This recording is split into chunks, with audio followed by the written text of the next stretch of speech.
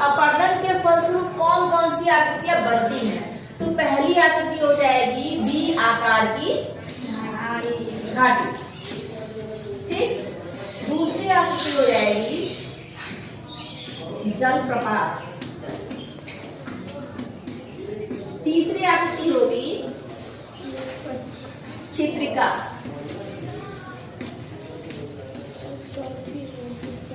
संरचनात्मक सोपान।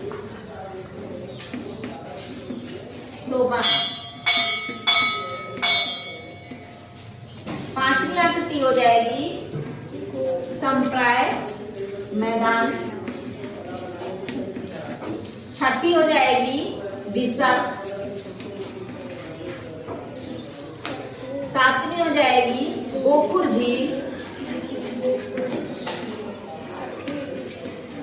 और आठवीं हो जाएगी नदी द्वीप। अब इनको हम विस्तार से समझेंगे कि क्या होते हैं।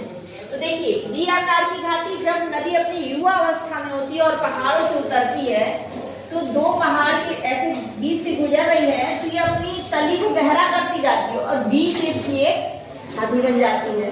यानी कि वी आकार की घाटी, गार्ड और कैनियन एक ही चीज है, बस आकार में उसके अंतर है। जलप्रपात पहाड़ी इलाके में कठोर और मुलायम चट्टान आती है, तो कठोर चट्टान को तो जल नहीं काट पाता है, लेकिन जो मुलायम चट्टान होती है उनको जल काट देता है। जल काट देता है और इस तरह से गिरता है। यहाँ से नदी आ रही है और इधर मुलायम चट्टान जिसको काट के और ऐसे गिरेगा, झरने के आकार का ले लेगा, तो इसे कहेंगे जल प्रपात।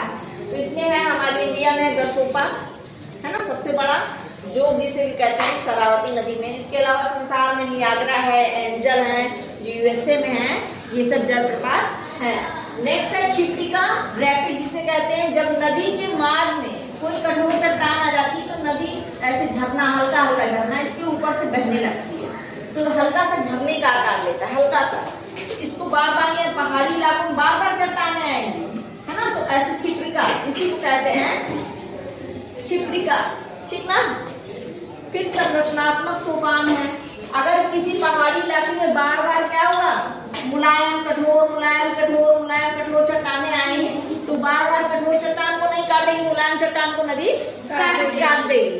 तो इस तरह का एक सोपान, मतलब सोपान मतलब सीढ़ी, सीढ़ी की आकृति बनेगी, इसी को कहते हैं संरचनात्मक सोपान। नेक्स्ट है विसर्ग, नहीं देखिए संप्राय मैदान। तो नदियां जो है धीरे धीरे अपरदन करते करते करते पहाड़ को पठार में और पठार को मैदान में बदल देती हैं। तो जो नदियों के अपरदन के फलस्वरूप जो मैदान बन